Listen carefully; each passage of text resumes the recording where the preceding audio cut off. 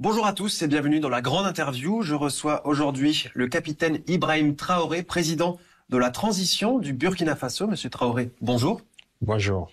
Alors, une première question pour commencer. Le sommet Russie-Afrique, la deuxième édition de ce sommet vient de se terminer. Quel bilan tirez-vous de ces 2 jours de rencontres, de forum? D'accord, bonjour et merci pour l'opportunité de nous exprimer donc à partir d'ici. Et nous sommes venus donc dans ce forum qui hier a tenu son épilogue et nous pouvons dire que nous sommes très satisfaits.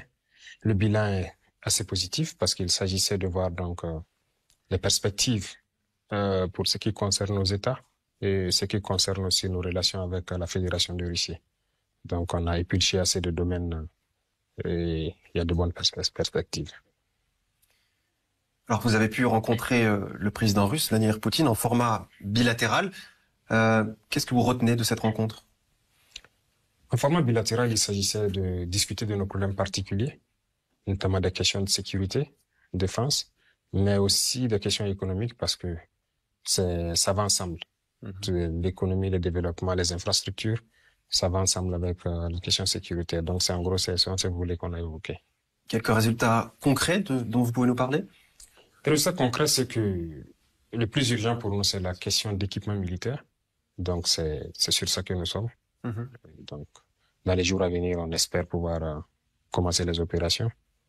Voilà. D'accord. D'acquisition et tout. Alors, on va reparler de ce domaine-là un petit peu plus tard. Mais j'aimerais vous poser la question. Alors, vous avez fait une déclaration tout à l'heure. Vous avez dit que le peuple burkinabé soutenait l'opération militaire spéciale de la Russie. Est-ce que vous pouvez nous expliquer? Bien sûr, c'est un droit du peuple d'exprimer une opinion. Donc, la grande majorité, je l'ai dit, la soutient. Mais il ne s'agit pas de se cantonner sur ça parce que toute guerre est mauvaise. Il n'y a pas de bonne guerre. Tant que des gens meurent, c'est pas bien. Même nous, on a l'art de le dire souvent que même les terroristes qui nous attaquent, on souhaite qu'ils déposent des armes et qu'ils reviennent à la raison. Parce que ce sont des jeunes gens qu'on tue. Mais s'ils ne veulent pas le déposer, on n'a pas le choix, il faut le combattre. Mais nous avons aussi un sentiment parce que le peuple burkinabé souffre assez depuis maintenant 8 ans. Les gens meurent tous les jours. Mais depuis notre action, je peux vous dire que nous sommes beaucoup déçus aussi du comportement de certaines personnes. Et ce qui nous donne un sentiment un peu mitigé en fait. Voilà. En termes d'équipement, voilà, on n'arrive pas. Certains pays nous ont carrément fermés et nous ont bloqués et tout. Donc c'est un sentiment quand même de désolation et de voir que de l'autre côté, on donne assez d'équipements qui malheureusement se retrouvent sur nos terrains. Alors, déçu de la part de certains de vos partenaires ou anciens partenaires? Oui, certains de nos anciens partenaires, il faut le dire clairement, nous sommes beaucoup déçus qu'on ne puisse pas nous donner ne serait-ce qu'une cartouche et que on peut soutenir d'autres États qui se battent aussi pour la souveraineté. Pourquoi nous, on ne peut pas nous soutenir? Mais ce que je dis, ce qui est dommageable, c'est que ces équipements se retrouvent sur notre sol avec les terroristes aussi, on ne sait pas comment. Donc, il serait souhaitable que ça s'arrête tout de suite. Hier, au cours du sommet, la plupart des États africains en ont parlé pour qu'on trouve une solution de négociation. Mais ce qu'on a compris, c'est que il n'y a aucune volonté de négocier d'une partie. Donc, ça devient compliqué. Bien sûr. Ouais. Alors, on va revenir un petit peu plus tard sur la composante militaire, mais j'aimerais avoir d'abord votre avis de façon générale, sur l'état actuel des relations entre le Burkina Faso et la Russie. Quelles sont-elles? Alors, il faut dire que les relations sont en train de se relancer. Ce sont des relations, comme on l'a dit, depuis 92, l'ambassade était fermée. Actuellement, donc, il y a des agréments, c'est OK, on va réouvrir. Les diplomates sont déjà en contact et les relations commerciales doivent reprendre de bon train en termes d'industrie et tout. Voilà, on a discuté de beaucoup de choses dans nos relations, des échanges commerciaux et tout. Alors, par exemple, on parlait d'industrie, dans quel domaine? Dans plusieurs domaines, hein. L'agroalimentaire, on en a parlé. Voilà, l'industrie minière, on en a parlé. Les infrastructures, beaucoup de choses à construire, voilà. Alors, vous avez d'ailleurs qualifié la Russie de partenaire, de pays partenaire du Burkina Faso. Comment, alors, vous avez parlé de ces perspectives, mais comment cela peut-il se traduire concrètement? Le partenariat avec la Russie, c'est d'abord stratégique. Et concrètement, ce qui nous touche, c'est aussi la rapidité de réaction. D'abord, il faut reconnaître que la Russie se préoccupe de la situation humanitaire au Burkina. Il faut le dire. Elle a été l'un des États à nous envoyer à manger à nos déplacés internes. Voilà. Et ils ont annoncé encore hier qu'ils vont envoyer aux déplacés. C'est très bien que des gens se soucient, mais c'est pas tous les pays qui se soucient d'abord de nos populations. Et en plus de tout ça, en question de développement, on a quand même, il y a beaucoup d'accords qui sont en cours, beaucoup de mémorandums d'entente sont en train d'être signés, et on espère recevoir bientôt les investisseurs russes. Et voilà, les opérateurs économiques pour que les flux économiques puissent être plus rentables pour nous tous. Plus soutenu. Et vous l'avez dit, la composante diplomatique est importante aussi. Le fait de rouvrir l'ambassade fera que les échanges seront simplifiés entre les deux pays. Bien sûr, c'est très important. Du moment que déjà on a beaucoup de compatriotes, la Russie compte augmenter le nombre de bourses dans divers domaines technologiques, scientifiques dans les universités. Les stagiaires burkinabés, il y en a déjà et le nombre va augmenter. Donc il faut forcément une représentation diplomatique pour gérer tous les aspects administratifs et renforcer la coopération qui existe entre nous. Coopération tous azimuts, dans tous les domaines. Bien sûr, tous les domaines possibles, on est ouvert dans tous les domaines. Est-ce qu'il y a certains domaines spécifiques où la Russie a peut-être une expertise, où vous avez davantage d'attentes? Alors, nous avons tout de suite parlé de la question de défense et de sécurité, c'est notre priorité numéro 1. Après cela, on peut parler donc d'énergie, et on attend beaucoup de la Russie, parce que vous êtes ici, la Russie est spécialiste dans un type d'énergie donnée, qui pourrait être très bénéfique pour nous et pour toute la sous-région en fait, l'indépendance énergétique, parce que c'est à partir de l'énergie que les industries peuvent le développer. On a beau vouloir installer des usines et tout, si on n'a pas d'énergie, c'est compliqué. Bien sûr. Donc on est parti sur cette base. Il y a les infrastructures, les produits pétroliers et tout. Donc il y a quand même assez de potentiel. Du même aussi, nous avons assez de choses à partager avec la Russie dans le domaine agricole, assez de produits tropicaux dont la Russie en a besoin. Donc voilà. Exporter vers la Russie. Pour exporter vers la Russie, transformer sur place avec des industries et exporter. Alors, vous parlez de la composante de l'énergie, en effet, très importante. Plus de l'extraction des matières premières, comme des hydrocarbures, ou bien la production d'électricité? Alors, la production d'électricité est très importante pour nous. C'est ce que je disais. La Russie a des hydrocarbures à exporter vers nous. Que ce soit tous les produits dérivés et surtout le bitume pour nos routes. Parce que on a très peu de routes. Les infrastructures routières, on en a besoin. Les rails pour le train et tout, on en a discuté. Donc, ce sont des priorités pour nous. Il va falloir qu'on puisse rapidement monter d'un cran sur ces domaines-là. C'est ce qui permet déjà à l'économie interne de pouvoir bien se comporter. Et donc, la composante électrique, alors quel type d'installation pourrait être accueillie au Burkina Faso? Nous avons souhaité même si c'est une petite centrale nucléaire, qui puisse produire vraiment de l'énergie en quantité. Parce que comme je le disais, c'est pas le Burkina seul qui va en bénéficier. La sous-région, on connaît un peu nos difficultés en termes d'électricité. Tout le monde en aura besoin. Donc, je pense que nous, on est un peu au cœur et il y a beaucoup de pays autour qui pourront en bénéficier. Donc, l'électricité, c'est très important. Et donc, vous avez eu des premiers contacts avec Rosatom, par exemple, l'énergie russe, le fournisseur? Les ministres en question vont échanger. Il y a un groupe de travail qui sera mis en place donc pour gérer tous ces aspects dans la globalité, en fait. Voilà. Alors maintenant, pour évoquer un petit peu la situation sécuritaire dans votre pays, quand on écoute les médias occidentaux, et notamment les médias français, l'image de l'armée burkinabé n'est pas forcément reluisante. On l'accuse de crimes de toutes sortes. Pourquoi cette image, d'après vous? Non, c'est logique. Les médias font leur guerre aussi au profit. Donc, c'est logique chez eux. Mais nous déplorons cela. Qui a déstructuré nos armées? C'est ça. On a dénoncé le fait d'avoir imposé aux États le programme d'ajustement structurel. Le budget des armées a été carrément réduit à zéro. On a tout perdu, en fait. On n'avait plus d'armée. Ils ont préparé 2 décennies plus tard, donc ces événements qu'on vit aujourd'hui. Mais le terrorisme est là et c'est les mêmes qui chantent qu'on n'a pas d'armée. Mais pendant ce temps, ils étaient où? Donc aujourd'hui, nous voulons reconstruire une armée pour faire face. On est dans cette phase. On reconnaît que c'était un peu compliqué parce que c'était désorganisé, mais nous savons ce que nous faisons et on peut dire qu'on est en train de monter en puissance parce que le fait de s'organiser déjà, avoir des unités organiques, pouvoir faire face à la menace grandissante, je pense que c'est bien. Le reste, ils peuvent raconter ce qu'ils veulent parce que c'est une guerre aussi de communication. quand les terroristes attaquent, il n'y a pas de problème, hein. On n'en parle pas trop. Mais quand nous, on a des victoires, subitement, on entend du tout des droits de l'homme et tout. C'est leur guerre à eux.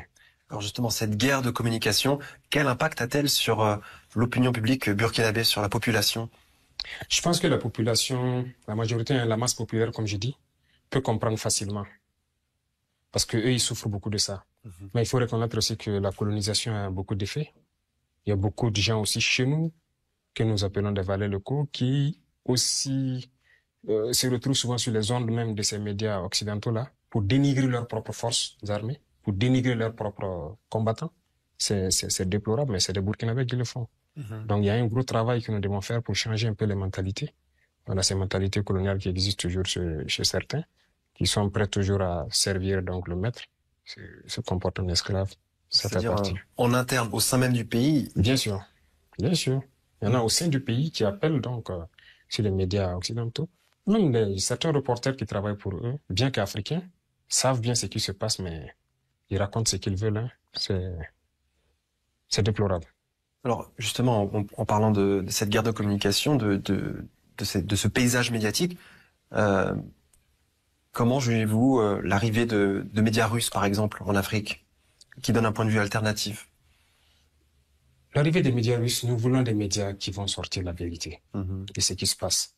Alors, quand des gens, par exemple, nous traitent de ne pas respecter les droits de l'homme, je pense que le militaire, la première chose qu'il défend, c'est le droit à la vie. Parce qu'il se sacrifie pour permettre aux civils de vivre. Lorsque on sait qu'il y a la mort quelque part, le militaire y va. Il n'y a pas quelqu'un qui respecte mieux que les forces combattantes le droit à la vie. Donc, c'est le premier droit. Mais si les médias russes font sortir la vérité de cette guerre, ils sont les bienvenus. Ceux qui veulent mentir sur cette guerre, on ne va pas bien sûr s'entendre. Parce que l'objectif pour certains, c'est d'intoxiquer nos populations à se retourner contre nous. Et pour pouvoir, voilà, atteindre leurs objectifs clandestins. Donc, nous n'allons pas permettre cela.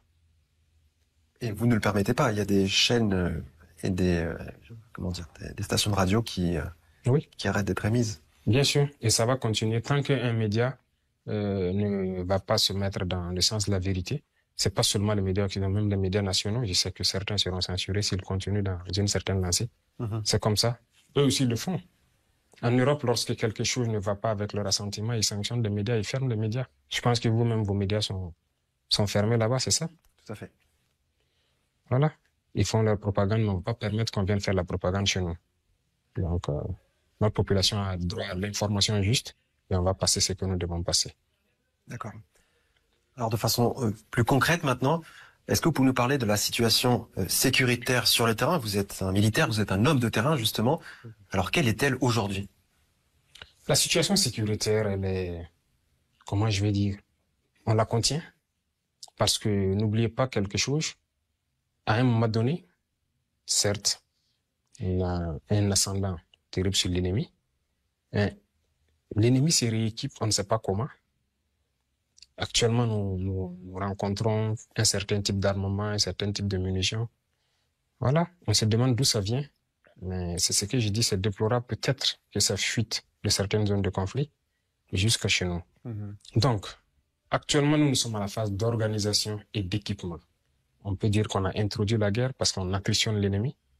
Mais la vraie guerre, le développement, ça va commencer bientôt. Alors, donc, justement, quelle sera cette deuxième phase? La deuxième phase sera intense, surtout au sol. Surtout au sol parce qu'il va falloir mettre pied dans les sanctuaires.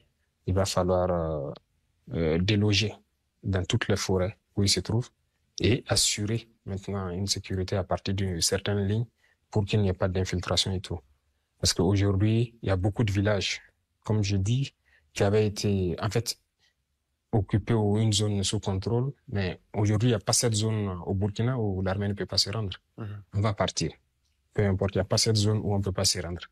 Mais il s'agit de les neutraliser dans leur sanctuaire, ceux qui pourront fuir, quitter le territoire, de mettre un dispositif de surveillance pour les empêcher de pouvoir infiltrer notre territoire. Alors après, il y a ce problème de porosité entre les frontières de vos pays voisins. Et j'imagine que ces groupes terroristes jouent sur ça, se réfugier dans un pays voisin, le temps de, je sais pas, de se renforcer et revenir plus tard. Comment régler ce problème-là avec peut-être justement les autorités des pays voisins? Il faut qu'on soit audacieux. Voilà, c'est une guerre. Peut-être que si il n'y avait pas de mer extérieure, on avait carrément baissé la température. Mais comme il y a des mers extérieures, il faut qu'on soit audacieux. Quand je regarde, par exemple, de la Seconde Guerre mondiale jusqu'aujourd'hui, dans le conflit actuellement russo-ukrainien, il faut pouvoir faire des infrastructures qui puissent empêcher l'ennemi d'être mobile, de pouvoir traverser nos frontières. C'est des mesures physiques. Par Ça peut exemple, être des mesures passives. Par exemple, vous avez, quand vous regardez la ligne de front actuellement Russie-Ukraine, il y a des grosses fortifications, des tranchées, des dents de dragon, beaucoup de choses, beaucoup d'obstacles physiques qu'on peut mettre. au Et niveau des frontières. bien sûr, on n'a pas le choix. On n'a pas le choix. Pendant la Seconde Guerre mondiale, les gens ont construit des murs anti. S'il le faut, on le fera. Et aussi associé à cela beaucoup d'autres moyens passifs. Mais toujours est-il qu'il faut empêcher, coûte que coûte, voilà, l'ennemi de pouvoir faire ce jeu. Et quelles sont vos relations actuelles avec les pays voisins qui souffrent des mêmes problèmes que le vôtre? Donc, les relations avec les pays voisins, avec la plupart, ça se passe plus ou moins bien. Avec le Mali, où on a la plus grande frontière, 1000 et quelques kilomètres, ça se passe très bien. Parce que on interopère. Il y a une communication et Oui, une très bonne communication. On rentre au Mali, les Maliens rentrent chez nous, il n'y a pas de problème. Avec le Niger aussi, on a connu des difficultés, il faut le dire. Mais on espère que ça surtout sera en ce résolu. moment, oui. Oui, actuellement, avec la situation qui prévaut, tout est un peu flou. Mais on espère pouvoir reprendre rapidement les opérations là-bas parce qu'on a aussi une grande frontière. Mais avec les pays au sud aussi, il n'y a pas de problème, on opère. Oui. Alors vous avez parlé de la reconstruction de votre armée. Est-ce que vous avez des besoins spécifiques en équipement aujourd'hui? Bien sûr, on a des besoins spécifiques parce qu'il faut la moderniser, l'armée. Ça ne peut pas rester... La guerre doit nous réveiller, en fait. Voilà, on ne doit pas prendre ça pour s'apitoyer sur nous-mêmes. On doit prendre ça comme une mesure qui doit nous booster. Voilà, donc quand on regarde l'intensité, on apprend de nos échecs parce que c'est pas tous les jours qu'on gagne. Lorsqu'on perd, il faut faire rapidement un retour d'expérience. Qu'est-ce qui n'a pas marché? Qu'est-ce que l'ennemi a utilisé, ainsi de suite. Mais il faut s'équiper. Et je pense que c'est de ça qu'on discute avec la partie russe. Alors justement, vous avez émis le souhait de diversifier vos partenariats militaires. Aujourd'hui, quels sont-ils, ces partenaires militaires, avec qui? Oui, nous avons de nouveaux partenaires qu'on salue en tout cas au passage. On en a beaucoup. La Fédération de Russie, c'est un très bon partenaire. La Turquie, également, oui. C'est un très bon partenaire. La Chine, voilà. La dernière fois, je disais, ils nous ont même fait des dons. Voilà. L'Iran, la Corée du Nord, on a beaucoup de partenaires. D'accord. Voilà, qui nous appuient, qui nous donnent, en termes d'équipement, souvent des choses très intéressantes. Et on espère pouvoir, voilà, améliorer ce partenariat-là. Par exemple, est-ce que la composante aérienne est importante pour vous? Très importante. D'ailleurs, actuellement, c'est l'un des paramètres très importants pour nous parce que ce soit la surveillance, que ce soit l'attaque, le combat, voilà, La reconnaissance. La reconnaissance, voilà. C'est très important pour nous. Et on maximise quand même sur ça. Et de quoi disposez-vous à l'heure actuelle? Vous estimez que vos besoins sont remplis? Je vous ai dit qu'on va moderniser l'armée, on peut pas vous dire ce qu'on a, mais on prendra toujours plus. Parce qu'il faut se préparer à toute éventualité. Nous ne savons pas ce que l'ennemi aussi pourrait avoir. Alors, des élections sont prévues pour l'année 2024. Vous êtes président de la transition. La situation, vous avez bon espoir qu'elle puisse se stabiliser pour pouvoir maintenir ces élections à temps? Nous avons souhaité finir le plus vite. Malheureusement, on ne nous a pas facilité la tâche, il faut le reconnaître. Voilà. Et comme je vous dis, on sent qu'il y a des mains extérieures qui arment l'ennemi, qui l'équipent de plus en plus. Voilà, donc notre espace est constamment violé, ça on ne cesse de le dire. On ne sait pas pourquoi des avions rentrent et atterrissent, mais tout porte à croire que c'est une livraison logistique. Ça doit s'arrêter parce qu'on va passer à un autre camp. Et plus ceux-là qui demandent les élections compliquent la tâche, la guerre sera longue. Si on veut que la guerre s'arrête, il faut que, voilà, les gens arrêtent ce jeu en fait. Donc, ça dépend d'eux. Donc c'est d'abord rétablir la sécurité. D'abord. Parce qu'il faut qu'on quitte ce concept d'élection, ça c'est pas juste à la capitale, non. Tout le monde est burkinabé au même titre. Il faut que les gens arrivent à aller dans tous les villages. Sur l'ensemble du territoire. Sur l'ensemble du territoire. Passer le message, leur programme, qu'est-ce qu'ils comptent faire pour les Burkinabés et que les Burkinabés puissent choisir qui ils vont voter. Sinon, si ça se limite à un groupuscule, quand vous prenez les statistiques des élections passées, non, c'est déplorable. Sur 24 millions de personnes, si on se retrouve avec 3 millions qui votent, je pense pas que ce sont des élections. La masse populaire se retrouve à souffrir seulement parce que, voilà, c'est pas représentatif. Et à l'heure actuelle, vous estimez avoir le contrôle sur quel pourcentage du territoire burkinabé? Bon, en termes de pourcentage, je n'aime pas parler en termes de pourcentage parce que si on va parler de pourcentage, on peut se lever aujourd'hui sur des terrains que des gens pensent que c'est rouge. On part s'installer et puis il n'y a rien. Donc, je vous disais qu'il n'y a pas cette partie du Burkina, on ne peut pas s'installer. D'accord. Voilà. Mais nous ne souhaitons pas réinstaller des populations dans certaines zones pour ne pas... voilà, c'est une guerre, c'est une guérilla pour que les gens n'infiltrent pas et viennent de causer des pertes. Parce que la menace est mouvante, justement. Très mouvante, c'est une guérilla. Donc, voilà pourquoi. Il y a des villages libérés, mais on les réinstalle pas d'abord, on dit de patienter. Mais beaucoup d'autres aussi sont réinstallés parce qu'on est concentré sur une zone pour finir un travail avant d'aller ailleurs, même si on cherche à nous disperser. D'accord. Voilà.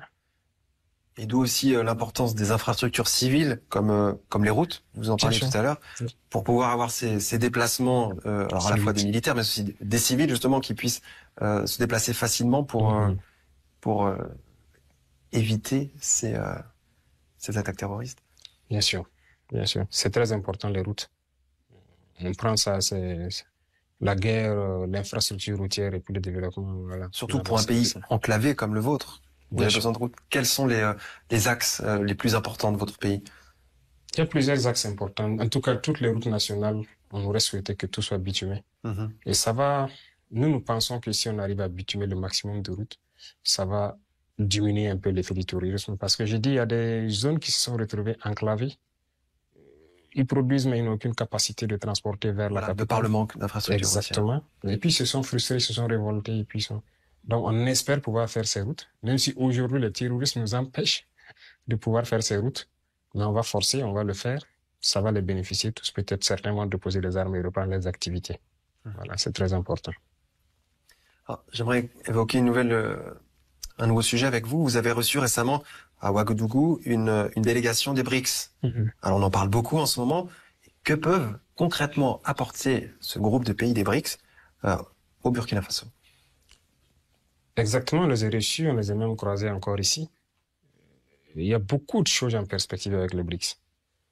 Le groupe des BRICS, c'est beaucoup d'investisseurs. Donc, d'un certain nombre de pays. C'est pas uniquement les 5 pays qui composent le BRICS, parce qu'il y a d'autres pays qui ont adhéré, même si le sigle n'est pas dans le BRICS.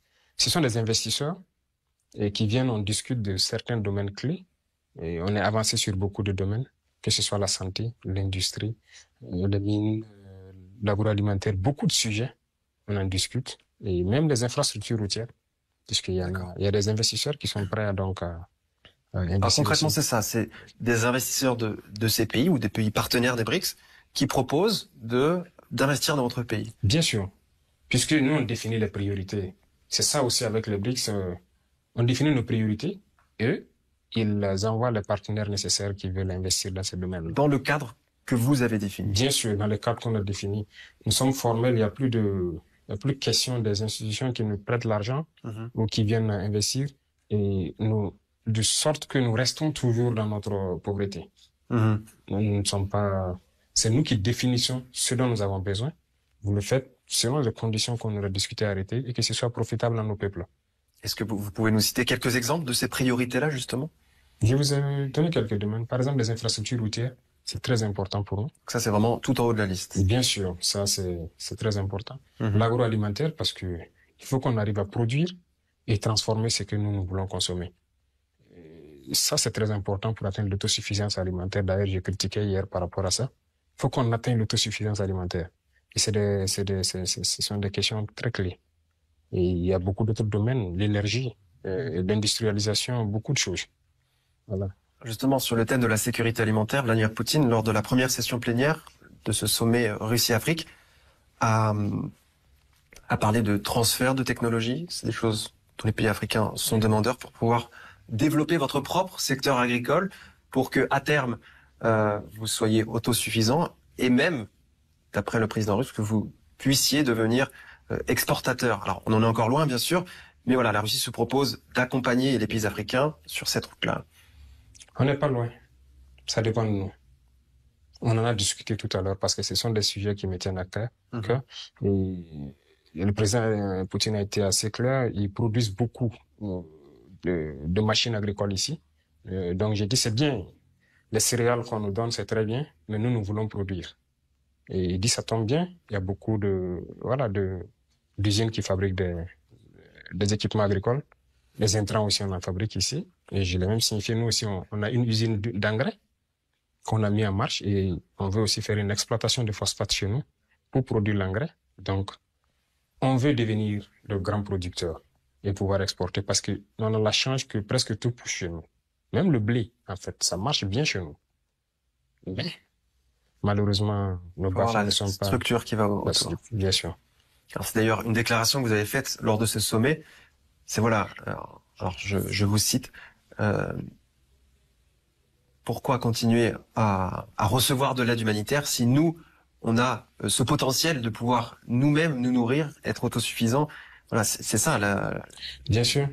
Moi, ça, la finalité. La finalité, c'est ça. On ne veut pas, comme dirait le président capitaine Thomas Sankara, l'aide qui va nous aider à sortir de l'aide. On ne veut pas rester éternellement dans l'aide. Nous, c'est bien, aujourd'hui, il y a une situation humanitaire qui est là. Les pays nous donnent, voilà, des vivres et tout. Mais nous voulons, tous ceux qui sont passés les chanceliers, on a toujours passé le temps de dire, nous voulons qu'on puisse nous donner plus. Parce qu'on veut produire. On ne veut pas continuer à recevoir des dons. Non, il faut qu'on mette notre population. C'est une forme de dépendance, au final. C'est une dépendance. Toutes ces ONG qui pullulent chez nous, c'est ça, en fait. C'est pour nous garder dans l'assistanat. La mendicité chronique, non. On ne peut pas continuer comme ça. Il faut remettre les gens au travail. Il faut qu'on produise. Il faut qu'on mécanise l'agriculture. On a assez de potentiel pour ça. Et d'ailleurs, tout au long de ce forum, c'est ce qu'on a entendu, les mots souveraineté, les mots partenariat gagnant-gagnant. C'est vraiment maintenant ce que souhaitent les pays africains. Oui, beaucoup de gens aussi le disent, mais il faut qu'on traduise ça. Dans les faits. Souveraineté, c'est bien. On ne peut pas dire qu'on est souverain tant qu'on tend la main pour manger. L'autosuffisance alimentaire, c'est quelque chose de très important chez nous, les Africains. Quand on parle de dignité chez un père, lorsqu'il il rentre le soir, il n'a rien pour mettre dans l'assiette de son fils, il n'y a pas de dignité. Parce que sa femme est capable de faire du n'importe quoi. Il n'y a pas de dignité tant que vous n'arrivez pas à vous nourrir. Et donc, si on dit souveraineté, il faut qu'on lutte pour qu'on soit autosuffisant. Donc, c'est le message que j'ai voulu passer. Certes, on va nous donner, mais il faut qu'on soit autosuffisant. Donc, souveraineté, c'est bien. Partenariat gagnant-gagnant. On en parle, mais il faut qu'on définisse clairement les termes. Nous, par exemple, nous disons, nous ne voulons pas exporter nos produits bruts encore, non. Nous produisons du soja, du sésame, de l'arachide. Tout ça, c'est des produits oléagineux. Mais nous ne voulons plus les exporter comme ça. On veut transformer et pouvoir exporter l'huile. On consomme et le surplus, on exporte. Avec une valeur ajoutée. Bien sûr. Sinon, si on prend tout en brut, on exporte. Regardez notre noix de karité, comment c'est banalisé. C'est une ressource naturelle.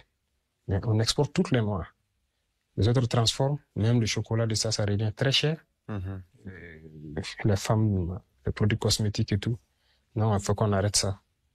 On doit transformer. Très bien. Une question pour terminer. Qu'est-ce qu'on peut souhaiter aujourd'hui au Burkina Faso pour que son peuple soit enfin prospère? C'est qu'on peut souhaiter au Burkina. Je pense que pour tout le monde entier, il faut qu'on souhaite la paix d'abord. Que les peuples reviennent vivre en paix. Et on souhaite aussi que les gens ne s'ingèrent pas dans nos affaires. Parce que nous avons des capacités.